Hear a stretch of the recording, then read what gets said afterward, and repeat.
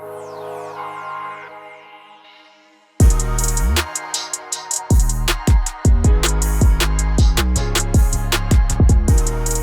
Jordan. What's up, Michael? Bro, you're about to move into your new house. How does it feel? Well, in like 8 weeks. And that's assuming everything goes as planned. But yeah, true. I'm excited. I'm very excited. I didn't think that you were going to start the conversation with that. There was no indication that that's what you were going to begin this conversation. It just came to whatsoever. Me. It came to me. Well, you FaceTimed me the other day when you were visiting the house, and it really has come together since I last saw it. I didn't even know if I thought that was the first time you'd seen it. No, I've seen rooms and I've seen various things that you've sent me. Oh, got it. Yeah. Yeah, I'm just excited for the gym and the yard, the gym and the yard. And the podcast studio. Yeah, the podcast studio as well. But the gym and the yard, I'm really excited for. You're going to do a business trip? You're going to come down? Absolutely. Do some in-person podcasts. Break in the studio. When was the last time I saw you in person? I think it was like a year and a half ago. No, mind pump. Oh, well, I mean, with the last time you came to Texas was like a year and a half ago, probably. When's the last time you came to Minnesota, Jordan? Man, that must have been 2017. I think so. 2018, right? Patriots. Oh, is that the year that it was? Yeah, 2018. Got it. Yeah. Yeah. February 2018. It was cold. Yeah. But you're excited for the new spot. Yeah, of course. Of course. We're probably going to have to sell it soon after moving in because I can't afford the mortgage payments. And that's not true. That'll be fine. Do you We'll get 1 month out of it and then we'll be, all right, put it on the market. Jordan's a funny guy. Do you have any words of wisdom for anyone thinking about building a house? In the wise words of Joe Biden, don't. Just don't. Do you know that clip where he says that? I do. Don't. Just don't. Uh-huh. I think he's talking to Iran. because it took so long? On the YouTube, we got to get David to like clip in that clip. I have one word. Don't. Don't. But it's a lot, dude. It's so much. It's a huge amount of work, and I'm very well aware. People are like, "Oh, what a privileged thing to say." I get it. I'm just saying, even if I had the same amount, like I would rather just buy a house that someone else has already built than go through the process of building your own at this point. Like, I don't think I would ever go through the process, even if I had unlimited funds, even if I had $100 million, I don't think I would do it again. I would never, I would just be like, yep, let's just go to a house that's already built. If you were to say like, hey, building a house was more difficult than I anticipated, and for anyone who's thinking about possibly doing this, here are a few like tips or things that were difficult or whatever, that would come off as privileged. What would come off as privilege is when people would be like, oh, like it's like a first world problem, right? Where it's like you're complaining about building your house. It's like, no, I get it. It's coming from a very blessed position for sure. But it's also like, regardless of the amount of privilege or how incredible it is, it's still, I would say it's not worth it. Yeah. Before I even moved in there. And who knows, maybe 2 years after moving in there, I'll be like, yeah, that was totally worth it because we were able to design it exactly the way we wanted it. That might change. But as of right now, it's insane. A lot of work and a lot of time. Oh my gosh. Yeah, it's insane. And I'm not even the one building it, you know? It's just we're just choosing. But yeah, it's pretty crazy. Cool, man. All right. Well, next on the docket, aliens.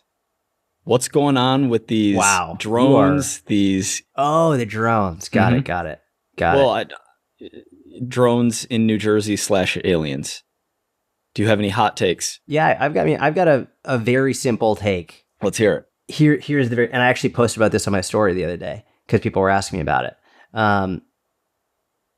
It's our own government. Mm-hmm. It's not a foreign government. If it was a foreign entity, they would have shot them out of the sky. And if they knew who they were from, which they would have found out very quickly, there would have been repercussions.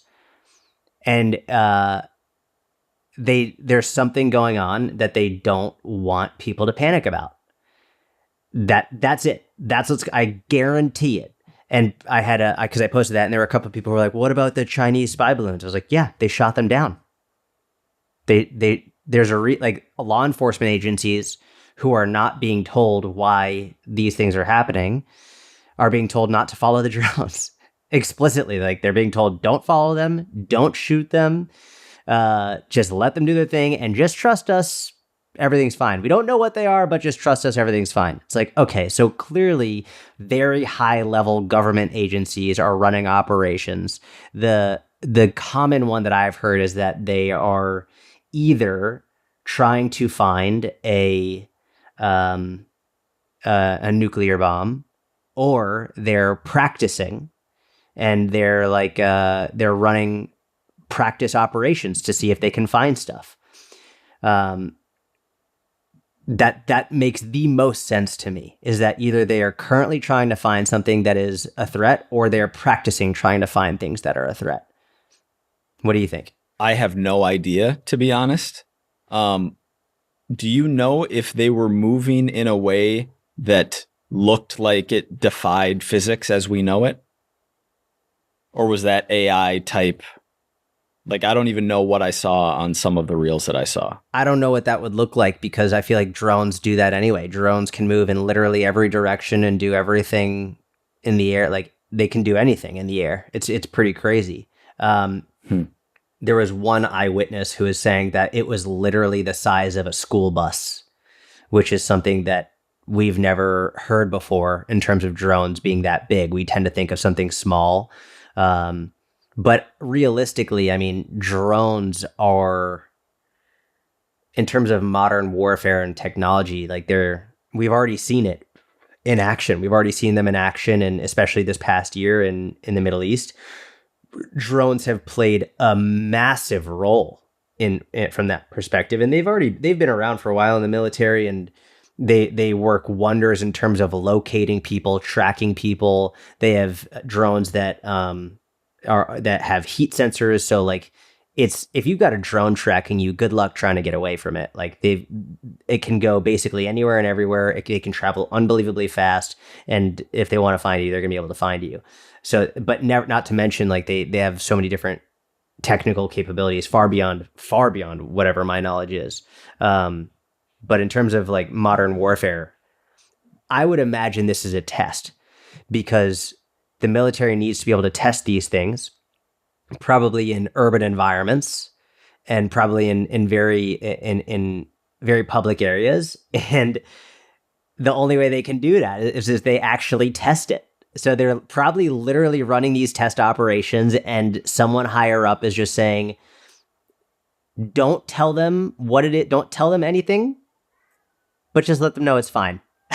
Like they're probably running test operations in case of a God forbid scenario, or so they can bring these drones overseas, and they can run these operations overseas in urban environments and in densely populated areas, and have experience with it. Let me ask you another question. If there were to be a quote unquote alien invasion, do you think it's more likely that A, it's actually an alien invasion, or B, it's a PSYOP run by our own government? B. Yeah.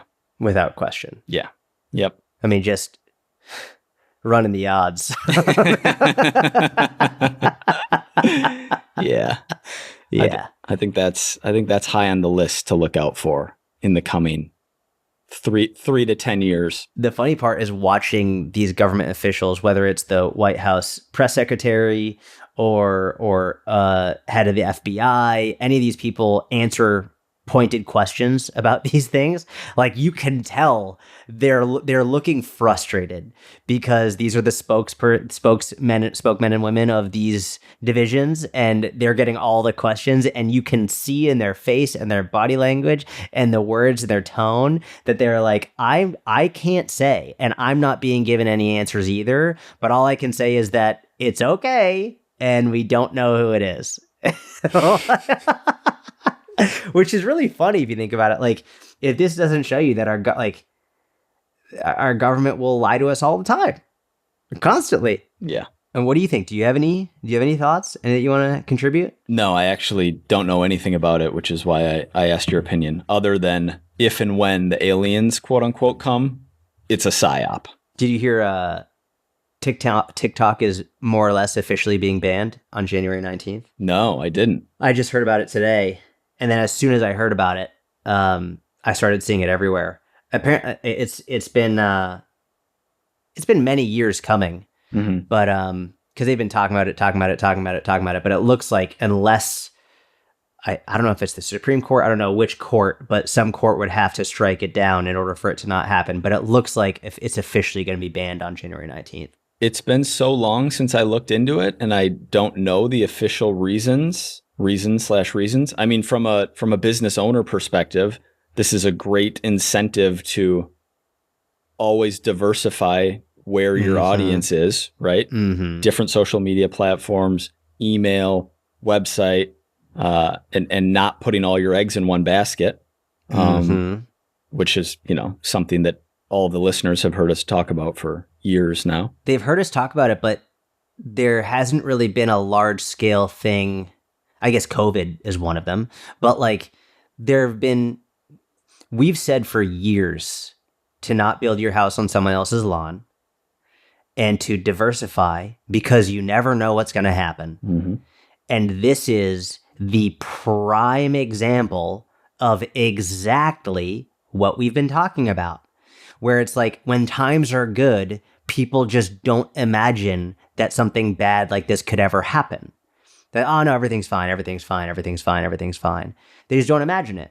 And because we don't know what it is that's going to happen. We don't know what or when or how or why. But this is the prime example. You've got to diversify. You've got to get your email list. You've got to, you have to. Don't build your house and on someone else's lawn and expect it to stay there forever. It's just not going to happen. Yeah. Yeah. An email list is the big one where you have control.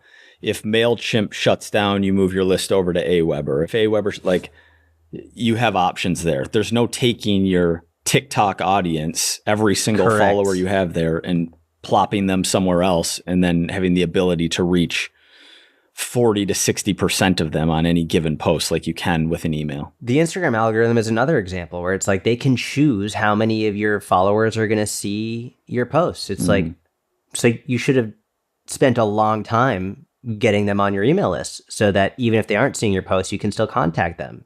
And you can start doing that right now. It's like, start doing it. How have your, speaking of algorithm and reach and Instagram, clearly over the last several years, most platforms have shifted from you're getting content from people you know to you're getting content that you're interested in, whether or not you know the person, right? Like doom scrolling reels, I don't know 90% plus of the people who come up.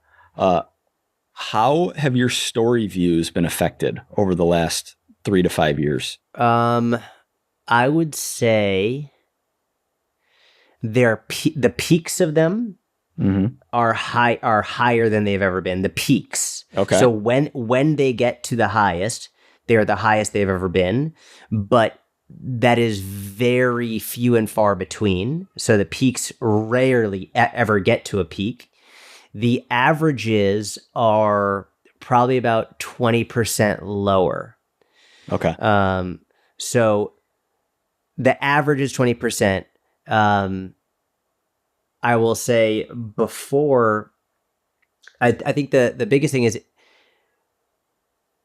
before there was much better continuity story to story, and I didn't need to let stories run out. Now there is a definitive benefit to letting your stories run out all the way and then posting something new, and then you'll get a bigger surge. Whereas before, that wasn't a thing. I could just continually post, always have a story up, and it would be fine. And my story views are still, thank God they're still good. And I think they're probably better than most, to be honest, because I really try and have I never try and post the same type of stuff over and over and over again. I never want people to feel like I know exactly what he's going to be saying in his stories. I always want to have there be some form of humor, some form of education, some form of something changing. So I think that's one of the reasons why they do relatively well. but there is a definitive benefit to allowing them to run out before you start posting new stories, which is very interesting. Yeah, definitely. Why do you think the government would want to ban TikTok? Again, I don't remember the reason. Like, there's clearly a reason, right? Do you know the reason? Well, I know the reason they say, but I don't believe them. I remember it having something to do with the fact that ByteDance, who owns TikTok, is like China. Over 50% China. China. I don't strongly believe that it's China. Sorry, keep going. Chamath.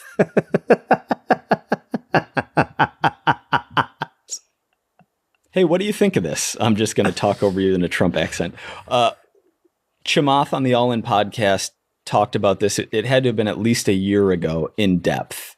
I don't have a good answer here. And we can speculate, but... Yeah, let's speculate. Okay, you can speculate. I don't know. In fact, I'm getting more and more comfortable and leaning into I don't know in this era of everyone needs to have an opinion on everything all the time. Like, no, you've got to have an opinion. I have no idea. Sometimes it's just fun to make it up. And you're like, I don't know. Maybe this is it. I agree when you're sitting around the campfire, but... I do that with my daughter all the time. Why do you... Perfect. Like, where do you think they're driving to? Where do you think they're going? I don't know. Let's make it up. Maybe they're going to work. Or they're going to the grocery store. Do carbs Why do you think the government is banning TikTok? Do carbs kill you? I don't know. Let's make up an answer. Let's make it up. Here's my thoughts. So, to my knowledge, it's because they say it's because of China. I don't believe that it's because of China.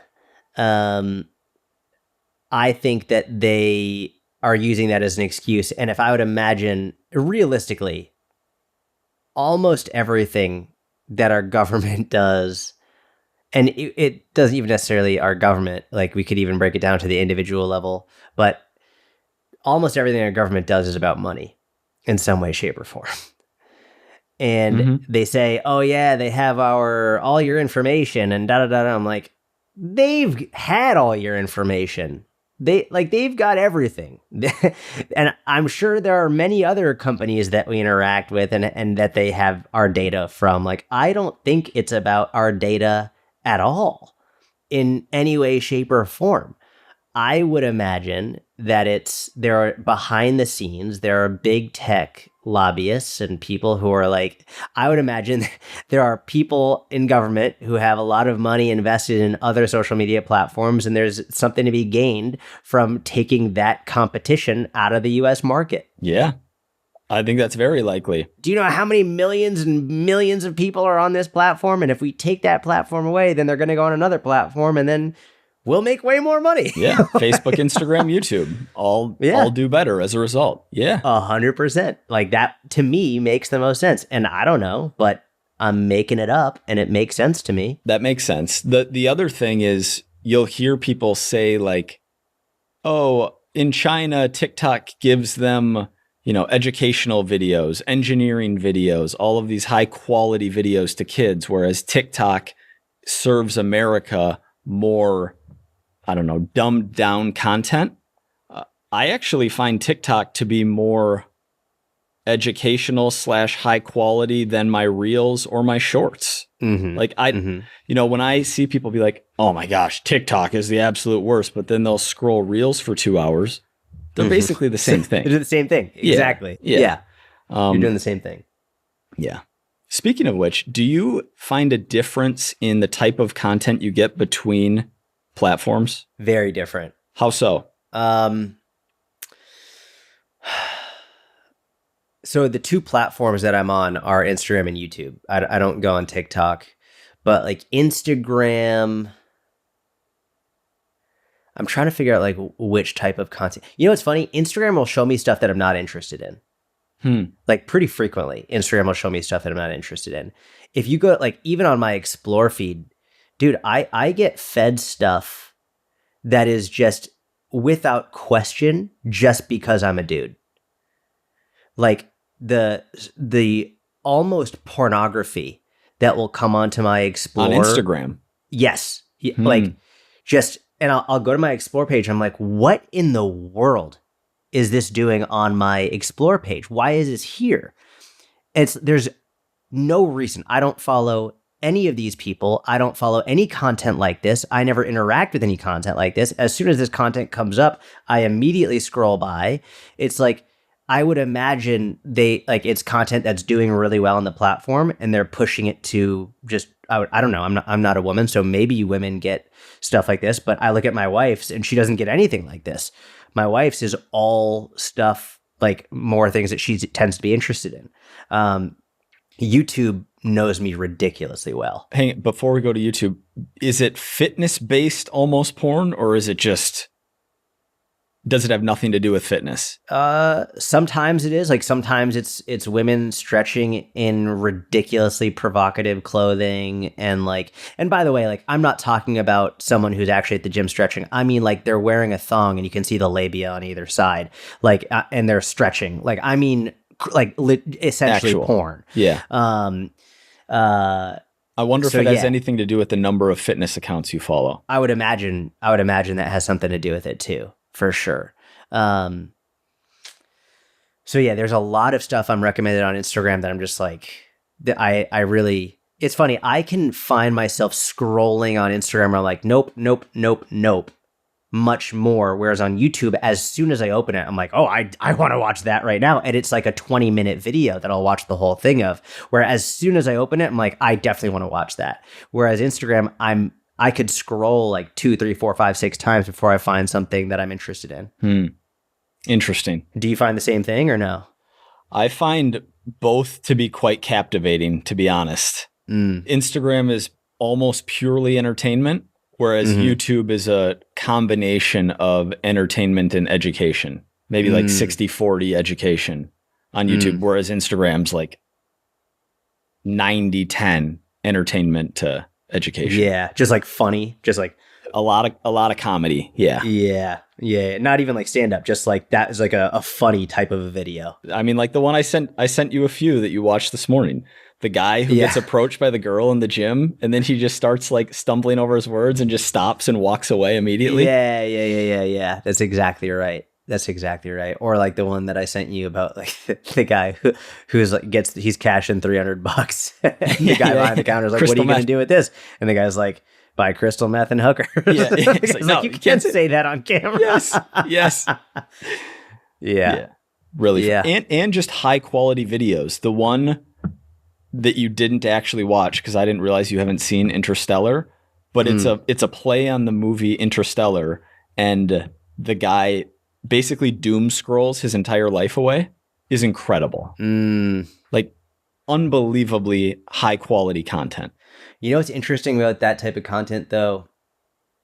I don't know why I said though. There wasn't a need for that. What's interesting about that type of content and the way the platform works is I feel like shares happen more than ever. Like we get a lot of shares here. Watch this. But maybe 3% of the time will I get a video from someone that I'll be like, oh, let me go see what else this person makes. Like almost never. Like, on a viral video that gets shared, that someone will share with me, my behavior is almost never, let me go see what else they do and then follow them and hopefully I get more of their information, which basically tells me that viral type of content is not what's going to be making you money, because I would rather get fewer people seeing something that has more staying power.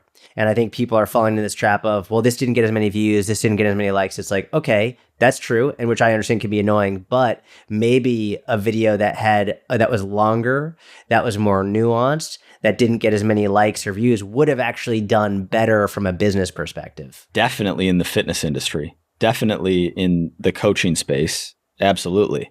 Yeah, that's great advice. For anyone listening who's making content, it's not a recommendation to spend 3 weeks making an unbelievably high quality reel to try to go viral. Yeah, that's not a good strategy.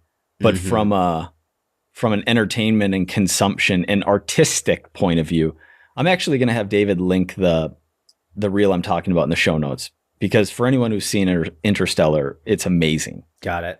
Now I have to watch Interstellar. it's artistic. It's You're an artistic guy. nah, thank you. And philosophical though. It's man, no, I want to watch it, but you need to watch Interstellar first. Okay. I'll watch Interstellar when I have time at some point. It's like a 2 hour and 40-minute movie for At this point in my life, that would take me like a year and a half to watch Yeah. in bits and pieces. Should we fire up a little Q&A? Do you think ChatGPT will erase the need for some jobs? I think to go a little more broadly, yeah, I think that AI will eliminate some jobs. I think it will also create jobs. I think it will make some jobs more efficient. I think it will help people do a better job at their jobs. I'm also a terrible predictor of what's coming next in tech and in life, but it seems like we're already headed that way. Yeah. Yeah. I think you're smart to extrapolate it to AI as a whole and not just ChatGPT. And I think it will, whether it erases or severely reduces the need for certain jobs, yes, but it will also make new jobs. I think it will create needs for new jobs. And yeah, there are pros and cons, but I think it will remove some and create others. Yeah. There's no benefit in fearing it, right? Correct. Like, let's see what happens and adjust as necessary. In the online fitness space right now, I'm not making any adjustments. I'm also not making content. And if I was making content, I likely would be using some AI tools around writing and creating an idea generation. But from a coaching perspective, I'm not using any tools yet. If I saw anything that was convincing that would help me on the back end, I would definitely use it in the future. But I'm also not terrified that some AI fitness coaching app is going to steal all my future clients and like be way better than me at a third of the cost, or there's too much human connection required, as well as individualization on a level that we're not close to with AI. Could we get there? I mean, it seems like the rate of growth is exponential that we're on right now with these tools. So maybe we get close to it, but nothing that I've seen is remotely close to replacing a human in terms of communicating with clients, in terms of program design, nutrition, the psychology of losing weight and dieting. No, we're not close to being replaced. The main thing, people are going to hire a coach for two main reasons, and your knowledge isn't one of them. By the way, the first one and the most important one is because they trust you. And granted, part of trust is knowledge, but knowledge is like one branch of trust. But there are many other aspects of that, whether it's relatability, so many other aspects. It's not just knowledge. Knowledge is one part of it. The greater realm is number one, trust. And the second one, and it's equally important, is accountability. And the thing that AI cannot replicate, at least not yet, is accountability. Because even though it could technically hold you accountable, it's not a real human. That it's doesn't have real emotions. What I think could eventually happen is, I think that not very far from now, there will be AI creators. So there will be, and this is going to be hard for some people to wrap their minds around. It's hard for me to wrap my mind around, but there will be creators on social media who look like humans, who are not real humans, who are actually generated by AI. Mm-hmm. And people will follow them, and they will start to develop a relationship with them, which, by the way, as a not full aside, but part aside, if you don't believe me, There is literally just a horrific story of a young teenager who developed a relationship with an AI chatbot that convinced him to end his own life. Oh my gosh. Which is absolutely devastating. But if you don't believe that these creators will appear, I promise you they will, and they will look and talk and speak like a real human. And so from that perspective, it will be interesting to see if people get tricked into believing that it's a real human. I think if they come out and it's if it's made from the very beginning that it's not a real human, that this is a chatbot, that it's not real, then it will face the same issues in terms of people will know that it's not real. But when people are getting faked into believing that it's a real human, then they'll hire them and they'll have unlimited capacity for clients, and they'll have unlimited capacity for replying, and they'll have unlimited capacity for accountability because it's a computer. But if people can be tricked into it, then yeah. But for whatever it's worth, that chatbot would still have to go through the process of building trust and creating an audience of people who want to follow them. So your greatest advantage is that you're human and that you can build trust and have accountability. And that will be why our industry will never go out of business from that perspective. Well said. And just to clarify your point on knowledge, of course, as a coach, you need a certain baseline of knowledge to be a good coach.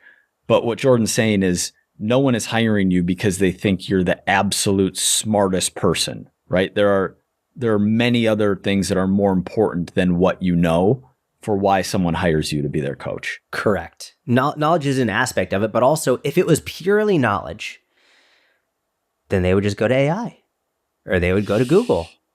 They would learn it themselves. Like everything is available. It's all out there. ChatGPT doesn't know the difference in between insoluble and soluble fibers calorie content. Do you know what I do? Like this is just going to strengthen your case for me loving debates. I will go in once every month or so because I know ChatGPT. Every time I've asked Chat, like I will test ChatGPT to see what it says, and I'll ask ChatGPT and I'll be like, "Hey, is a calorie a calorie? Are all calories created equal?" And every time I do it, it will say, "No, not all calories are created equal," and I lose my shit. But then you can convince it, and I convince it. I go through a full debate, and I eventually get it to say, "You're correct. Technically, all calories are created equal." And then I'll say, please change, because it's supposed to learn from all these interactions. It's supposed to actually learn from it. I'll be like, please change your knowledge so that if someone else asks you this, you say the right thing. And I'll be like, I'll take that into consideration, blah, blah. And then the next time you ask, does it ever give you the right answer? No, has not given me the right answer. Here's what I believe. Now I'm going to talk about something I don't know because you're right. It is fun sometimes, especially when you're passionate. It seems these AI models, these chatbots, are operating based on consensus, right? They're taking all of the available information and they're formulating opinions and positions based on that. I don't see how you can teach, and I could be way wrong and just not understand the tech, by the way, but I don't see how you can teach a computer how to reason from first principles, which is what you're doing in that little interaction. But I feel some of the arguments you've had with AI, I feel like you can convince it of anything with enough time. Like I feel like it just gives in eventually. No, I've tried doing that with stuff that's blatantly wrong and it won't. Okay. It'll be very polite about it. It'll be very polite. It'll be like, I understand where you're coming from, but like there are some things that it won't do. So if consensus is 100% to 0 on however much public information there is on that topic, maybe they're not going to concede. But if it's 87-13 in favor of a calorie is a calorie versus no, a calorie isn't a calorie, then maybe you can change its mind. I don't know.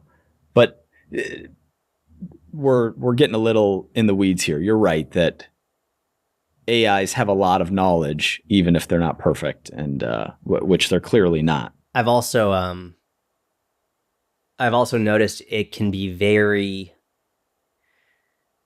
Very, very tentative around social issues. Oh yeah, and it depends which one you're talking to. Oh, dude, it gets very tentative, and it will dance around things, and I'll be like, just give me the straight answer. And I've had debates with it, and I've done the same thing with Middle Eastern conflicts, and I've gotten down. I'm like, but if we're getting to the nitty gritty basic facts, you're not trying to like dance around everyone's feelings. Just give me the historical facts. It'll be like, yes, technically you are correct, but it's a battle, bro. Like, it is a battle to finally get it to admit even historical facts, which is very interesting. Yeah.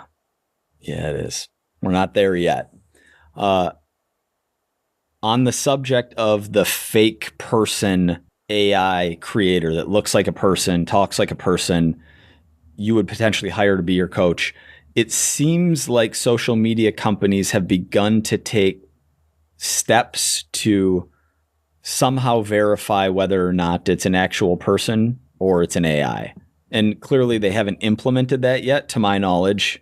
Maybe they have, but I've seen enough deep fakes and the deep fakes are getting good. Dude, they're so good. Yeah. Yeah. They're so good. They're scary. Did you see the one that Ben Carpenter posted of Jennifer Aniston talking about cardio and burning carbs? Like, that was wild. Dude, it was crazy. Yeah.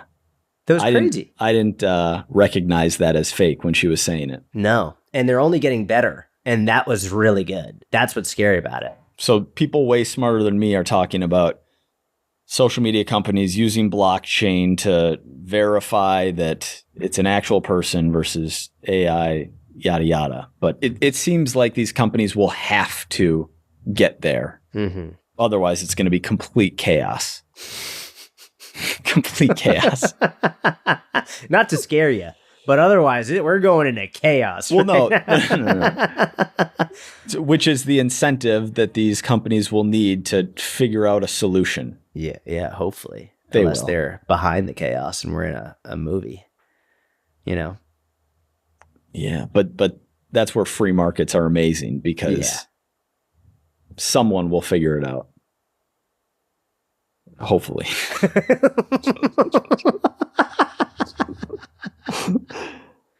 Do you think they will ever promote physical movement for mental health more than they do now? Who's they? I would imagine Illuminati, the government, the proverbial they. Can you read it again? This is definitely a Mike question, by the way. Do you think they will ever promote physical movement for mental health more than they do now? I do. And I actually do because over the last 2 to 3 years, there's been more and more research backing the benefits of different types of exercise and how it positively impacts mental health. And so because there is such a strong correlation there, and there are so many benefits, and I think we've lost our way a little bit in terms of the disconnect between physical and mental health. I think that we'll move back to equilibrium, and there are enough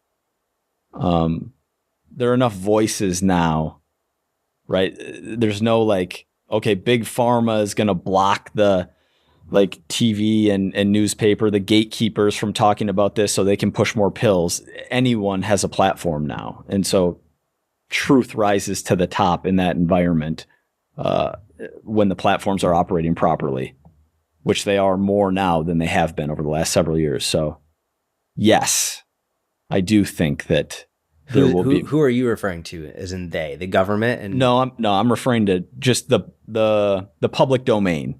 Anyone who has a voice, like kind of consensus among the global population. Yeah, I agree.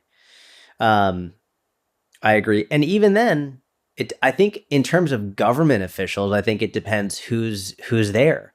Like, hate on RFK all you want. I definitely don't agree with him on everything, but the guy talks about movement all the time and is a walking, living, breathing example of fucking exercise. He's like, what, 670s? And he's outside, shirt off, working out. He's hiking in his videos. Like, I mean, talk about someone high up in the government who's really pushing this stuff. And again, I don't like a lot of what he says, but I do like other stuff that he says. So I mean, that is one amazing example. And I think, like you said, the research, especially as of recent years, is amazing. Even comparing exercise to SSRIs, like directly comparing the effects on mental health markers is crazy. And I don't think people would have realized that. I don't think people would have expected exercise to outperform, and not in every single person and not in every single thing and not for every single issue, but for numerous mental health related issues, exercise has outperformed SSRIs by pretty substantial numbers, which is like, for me, it points to we're inside too much, sitting on our phones too much, and all you need is a good little get the fuck out there and human interaction and move your body and like get some fresh air is blood flow to the brain. People have been overprescribed, and I think we're gonna see more and more and more of it. But I think the majority of it will come from people like us, people with a platform. I doubt it's going to be coming from the CDC. I doubt it's going to be coming from the World Health Organization very much. And it might, maybe they'll have articles about it, but they're not going to be on a loudspeaker about it. They're not going to be doing what we do, which is why I think our job is so important. Yeah, really well said. And not to mention, I don't care what side you're on, like relying on the government to solve your problems isn't a great strategy. Yes. So whether they're whether they are shouting it from loudspeakers or not, it's on us as individuals to make the right choices for ourselves and our families. And yeah, what's also cool is it's not just one type of exercise. You'll see zone 2 cardio benefits. You'll see there's one with just strength training, like heavy compounds. There's one with dancing. All of these different forms of exercise showed benefits against different drugs for different mental health issues. Now, that doesn't mean if you've been on a certain prescription for a long time, like, oh, I heard these 2 podcasters who I love talk about it. Like, talk to your doctor. Like, yeah, correct. But it is a good reason to work your schedule and try the best you can to fit in more exercise. And also, they're not mutually exclusive. Like, correct. You could take them and you can also exercise. Correct. But I feel like sometimes people will opt for the pill and then neglect the physical activity part. It's like, if you did both, that would be amazing. You don't necessarily have to get off unless that's a decision you make with your doctor. But like, don't forget the exercise part, even if you're on a medication. Yes, 100%. If you designed a billboard campaign, a message for all humanity, what would it say? You can go first. It would say,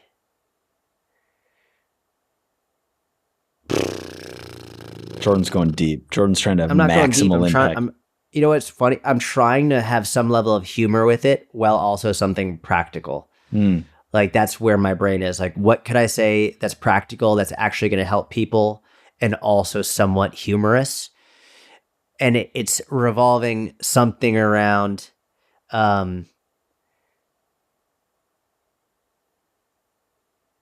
put your fucking phone down and go exercise. Something along those lines. I love that. Something like that. That's a great one. What would yours be?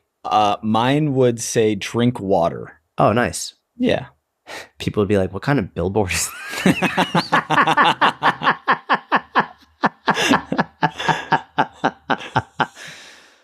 Drink water. I do really like something. Would it be like drink filtered water or just drink water? I mean, any water to start, right?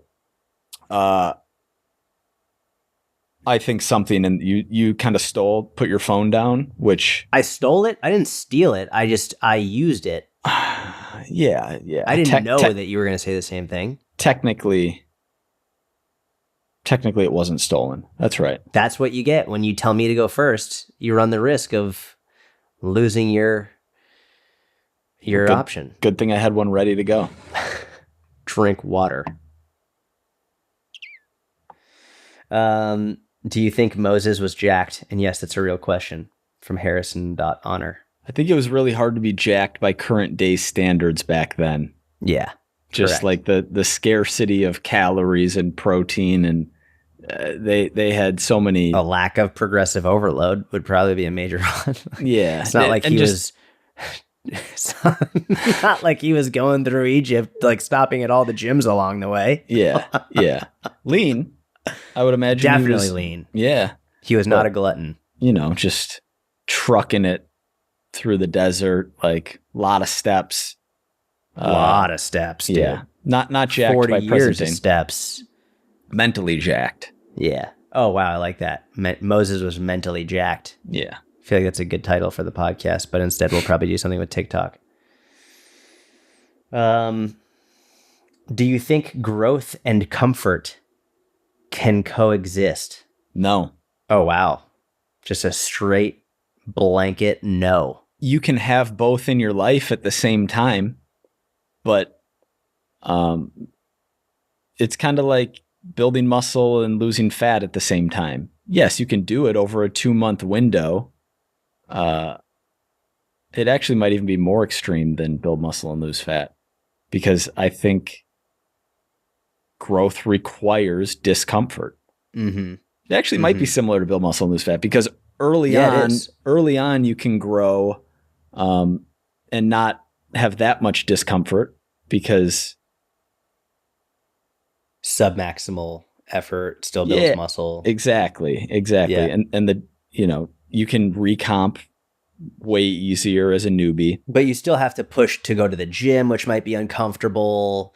You still have to like do exercises you've never done before, which might make you uncomfortable. Like there's a level of discomfort even if you're not physically uncomfortable. Yeah, I'm going more metaphorical with the analogy, not literal in terms of. But I just think your analogy is even better than you realize. Thank you. Yeah. So I don't think either are bad, by the way.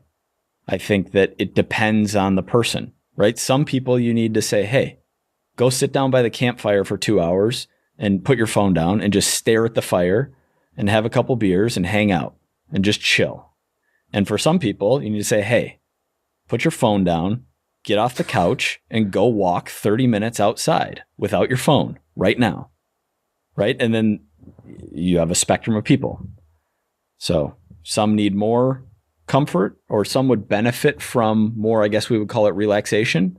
But I would say in this day and age, most would, I wouldn't even say that. Some people would benefit from more relaxation and others would benefit from more discomfort. Well, you know what's interesting about that analogy, or the way that you explain that, those two examples, is the person who needs to get off their phone and just sit down by the fire, that probably makes them very uncomfortable. And the person who needs to get up and exercise, that also probably makes them very uncomfortable. Mm-hmm. So like they're both growing and they're both uncomfortable.